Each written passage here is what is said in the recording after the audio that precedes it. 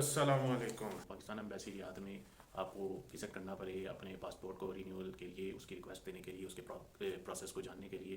तो मैंने उसकी इसी टॉपिक के ऊपर वीडियो बना रहा हूँ बिकॉज रिसेंटली मैंने अप्लाई किया था 29 दिसंबर 2024 में अपना पासपोर्ट रिन्यूअल के लिए। ओके, और मैंने नॉर्मल फ़ीस पे 5 साल का लिमिटेड जो 5 साल का है पासपोर्ट की ड्यूरेशन उसके ऊपर अप्लाई किया था। और उस सारे प्रोसेस को मुझे उन्होंने जो टाइम दिया था वो 27 जनवरी 2025 का था, मतलब कि जो रिसीट के ऊपर आता है। तो वो उन्होंने बड़ी चालाकी से उसको पैंसठ से कट कर दिया और मुझे बोला गया कि आप तो नॉर्मल के लिए अप्लाई करें, आपको 2-2.5 मंथ के लिए वेट करना पड़ेगा। मतलब कि इस तरह की सिचुएशन क्रिएट की जाती है कि जब आप उधर वो आपको पूछते हैं कि आप अर्जेंट के लिए अप्लाई कर रहे हैं कि नॉर्मल के लिए कर रहे हैं। मोस्टली पीपल जो थे वो अर्जेंट के लिए अप्लाई कर रहे थे और जो उधर 10 साल की भी लिमिटेड थी अप्लाई करने के लिए कि 10 साल वाला पासपोर्ट आप अर्जेंट बेस पे अप्लाई कर लो, 5 साल वाला पासपोर्ट आप अर्जेंट बेस पे अप्लाई कर लो। और जब आप उसको बोलते थे नहीं भाई मैं नॉर्मल बेस पे अप्लाई कर रहा हूँ और मुझे 5 साल का चाहिए, तो वो उनका एटीट्यूड ज़रा ऐसा हो जाता था, वो बात उनको समझ में भी नहीं आती। ओके, तो फिर उसके बाद आपको ऐसे ऐसे बोला जाएगा जिस भी आप चाहोगे कि भाई कब मिलेगा ये वो, तो आपको 2-2.5 मंथ इंतजार करना पड़ेगा। आप तो फिर ही आपका पासपोर्ट आएगा। फिर जब आपको रसीद दी जाती है, टोकन दिया जाता है, जो आपका फाइनल टोकन होता है, उसके ऊपर लिखा होता है कि भाई 1 मंथ बाद उन्होंने कुछ ना कुछ डिलीवरी की जो है ना डेट दी होती है। तो मैंने कहा लेट्स सी, देखते हैं उस डिलीवरी पर अगर आता है कि नहीं आता है तो कोई बात नहीं। ऐसा मुझे भी अर्जेंट बेस पे पाकिस्तान जाना था, पासपोर्ट रिन्यू करा रहा था और कह रहा था कि चलो 1-1.5 मंथ के अंदर अंदर चला जाऊँगा ये वो। पर फिर जब ये नॉर्मल बेस पे करवा लिया, उनके रिमार्क्स देखते हुए तसल्ली आ गई। मैंने बोला छोड़ो यार, क्या जाके करना, अभी पाकिस्तान जब आएगा तभी जाएंगे। तो ये है, आज मैं लेने जा रहा हूँ पासपोर्ट।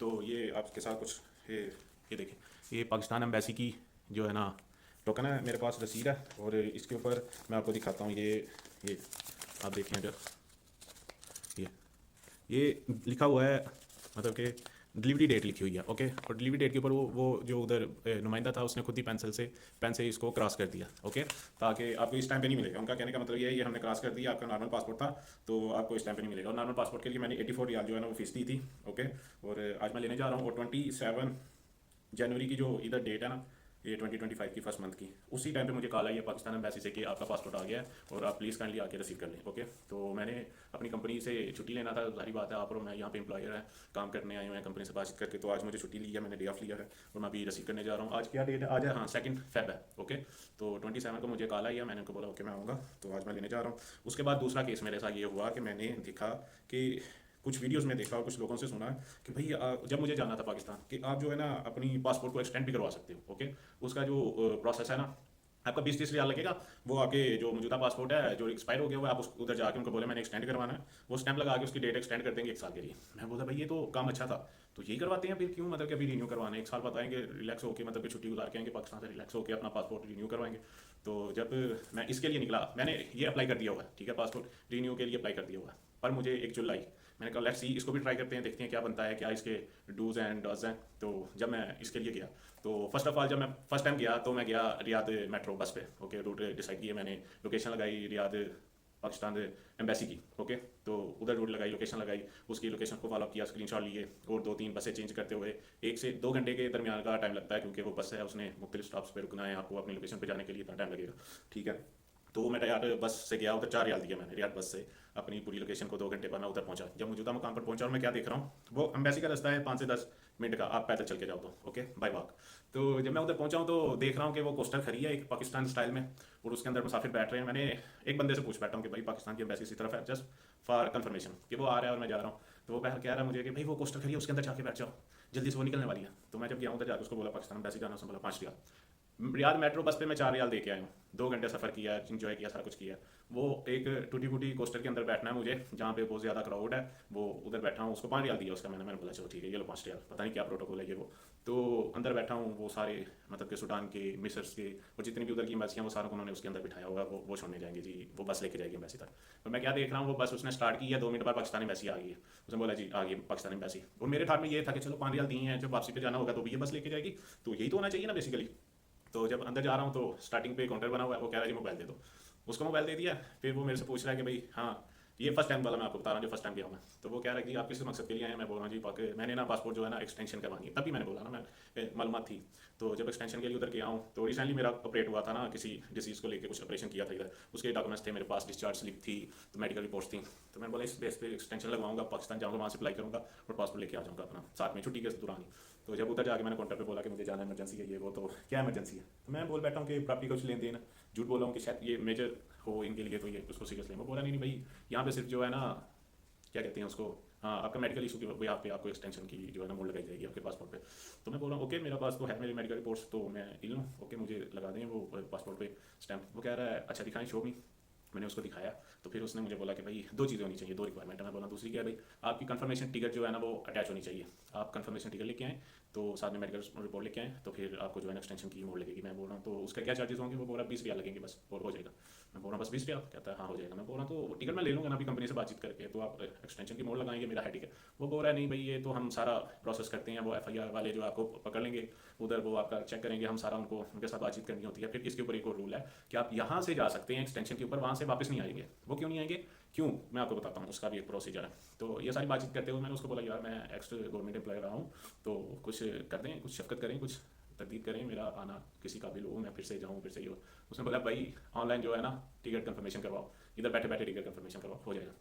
मैंने बोला चलो यार इस चीज़ को, इस टॉपिक को रफा दफा करो, क्योंकि अभी तो कंपनी से भी नहीं बात की छुट्टी की। तो चलो अप्लाई करते हैं, पासपोर्ट के लिए अप्लाई करते हैं। पासपोर्ट के लिए वही आपको बताया ना सारा, वो 84 रियाल दे के तो मैंने अप्लाई किया नॉर्मल बेसिस पे, उन सारों क्राइटेरिया था। हाँ नॉर्मल, अच्छा अच्छा ओके ओके, ये तो आएगा 2-3 महीनों बाद, मिल जाएगा आपको, जिधर भी जाओगे ऐसे ट्रीट है नॉर्मल खली खली।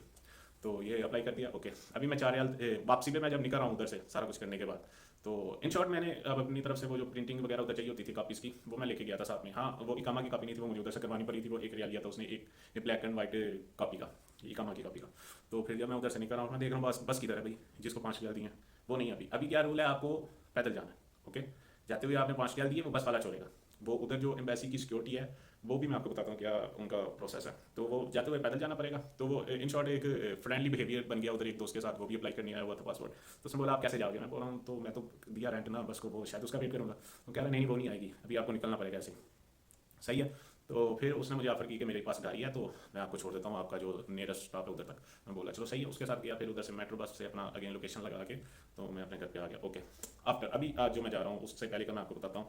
फिर मैं गया, ये अभी मुझे तारीख पता नहीं है, जनवरी के स्टार्ट में कुछ दिनों में मैं गया। मैं दोस्त को बोला कि चलो यार सुबह सुबह चलते हैं, तो जो है ना ऐसे एक्सटेंशन की मोड लगवाते हैं। अप्लाई तो मैंने कर दिया हुआ है, तो चलो एक्सटेंशन की मोड लगा के ना वो भी प्रोसेस देखते हैं क्या सीन होता है, क्योंकि मैंने बेसिकली मेरा ये आइडिया था कि आप लोगों को गाइड कर सकूँ। तो वो बेचारा आया सुबह 6 बजे आया, ठीक है गाड़ी में, तो मुझे लिया उसने साथ में, हम दोनों 6 बजे गए हैं। हमने ऑनलाइन चेक किया 7 से 3 बजे का टाइम है एम्बेसी का, ठीक है। हम 6 बजे निकले हैं, हम 7:30 में या 7 बजे एम्बेसी के वो जो सिक्योरिटी है जहाँ से वो एंट्रेंस देते हैं एम्बेसी की तरफ जाने के लिए, चेक पॉइंट उधर पहुँचे हैं। वो हमको बोल रहा है कि भाई ये 8 बजे एम्बेसी खुलेगी, तो आप लोग 8 बजे आओ ओके। तो वो भी नहीं है कि आप लोग अंदर जाके वेट कर सकते हो, आप पार्किंग पे लगा के वेट कर सकते हो, नहीं आप यू टर्न ले लो और घूमो फिरो, जहाँ भी खजल खराब होना हो तो 8 बजे आना।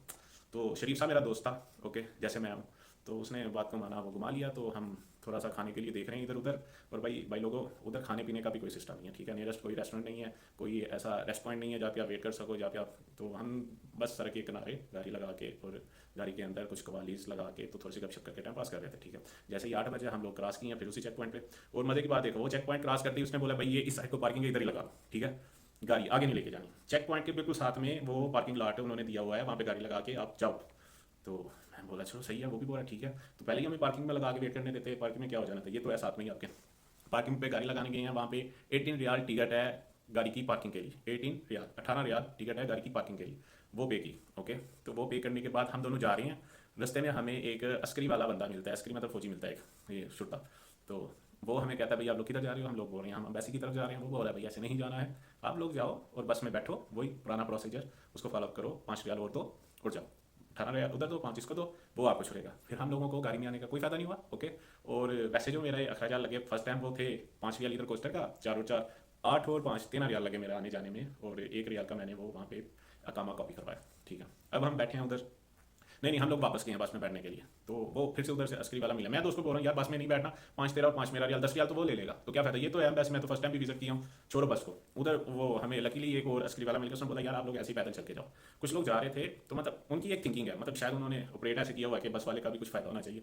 तो उसने बोला आप लोग जाओ। मैं बोला कि ठीक है हम लोग जाते हैं। दोबारा से वो पूछेगा तो मैं बात करूँगा और बोलूँगा पैसा तुसा नहीं है, तो हमको छोटा सा काम है करने दो। तो वो दोबारा से नहीं मिला, हम लोग चले गए पैसे के अंदर। तो वही सिस्टम है सारा, मोबाइल जमा करवाए, उधर गए एक्सटेंशन वाली डेट के पास। और इस टाइम पे मैं फेक टिकट लेके गया साथ में ओके।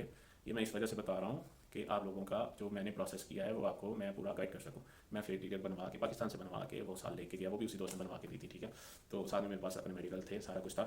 इस और इस बार अनफॉर्चुनेटली मैं अपनी जो प्रिंटिंग थी वो साथ नहीं लेके गया, तो फिर उधर जाके वो प्रिंटिंग वगैरह करवाई, वो दो दो रियाल ले रहे हैं, वो अंदर बैठा हुआ प्रिंटिंग वाला, पर उन्होंने नंबर रखा हुआ बाहर गेट पे। क्यों? क्योंकि आपने बाहर गेट पे उसका नंबर रख के उसको अपनी कॉपीज जो करवानी है वो चीज़ें फाइलें सेंड करोगे तो मोबाइल उधर गेट पे जमा करवा के फिर अंदर जाना, ठीक है, साल लेके नहीं जा सकते, और उधर खड़े होकर भी वो नंबर नहीं है, आप उसको नहीं सेंड कर सकते, आके बताओगे मेरा फलाना नंबर एंड पे ये है, वो आपकी कॉपी फिर निकालेगा। तो ऐसे ऐसे उसको भी दिए, मतलब कि 10-15 रियाल लग के कापीज़ के ऊपर ना, वो प्रिंटिंग वाली जो कंप्यूटर के थ्रू निकालता है वो कापी, उसका शायद 2 रियाल लेते हैं, और जो वैसे आप इकामा दोगे वो कापी निकाल के देगा वो 1 रियाल में होगी, ठीक है जी, उसको भी 10-15 रियाल दिए। उसके बाद हुआ फिर वो राजीनामा वो साथ वाला टैक्स है, वो आपकी हिस्ट्री पूछेगा, बीमार हुई है वो, तो बजाय इसके कि आप खुद सारा वो फिल दी ब्लैंक करो, आपको वो वही सारा जो है ना कंसल्टेंसी देगा कि वो सारा कुछ करेगा, ठीक है। वो करने के बाद वो आपको अनऑफिशियली बिना किसी रसीद के आपसे 10 रियाल डिमांड करेगा, आपको 10 रियाल देने हैं, ओके। 15 और 10, और कोस्टर वाले तो चलो बच गए, छोड़ो उसको, तो 10 रियाल उसको दे दिया, ओके।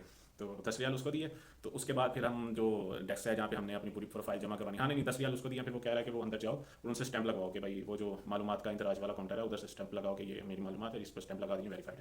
उधर गया, उधर रश लगा हुआ, जिला में लगो, पर आपको एक और चीज़ बता दो, आपने लाइन में नहीं लगना, आप एक्सटेंशन के लिए गए हो, आप डायरेक्ट जाकर उनको बोलोगे भाई ये मेरा फॉर्म है, इसके ऊपर स्टैंप लगा दो, दैट इज इट। आपका ना टोकन है, ना आपको कॉल की जाएगी, ना आपको लाइन में लगने की जरूरत है। मैं 1-2 मिनट रख के देखा कि क्या प्रोसेस है, उसको फॉलो किया, फिर मैं देख रहा हूँ कि भाई मेरे पास टोकन नहीं है, नंबर नहीं आएगा, कोई बुलाएगा नहीं, फिर मैंने डायरेक्ट आगे उससे बात की, भाई ये मेरा फॉर्म है, इसके ऊपर स्टैंप लगानी, उसने लगा दी वो देखते हुए। फिर उसको जमा करवाने गया, उधर जमा करवाने गया, हाँ वहाँ पे जो ऑफिशियल फीस है 20 रियाल एक्सटेंशन की, वो मैंने पे की है, वो भी मादा कार्ड के थ्रू होगी आपकी डायरेक्ट, वो उसको मैंने बोला मेरे पास कैश वगैरह कैश नहीं लगेगा, फिर दोस्त के अकाउंट से 20 रियाल वो भी पे करवाए, ओके। तो उसके बाद उसको बोल रहा हूँ अभी कितना टाइम लगेगा, ये सारा प्रोसेस तो हो गया, वो बोल रहा है 1 से 1.5 घंटा लगेगा मजीद। और मजे की बात यह है उस दिन मैं छुट्टी नहीं लेके गया ना कंपनी से, मैं ऐसे में मैसेज कर दिया कि मैं लेटा हूँ कि मुझे ये वाला प्रोसेस करना है।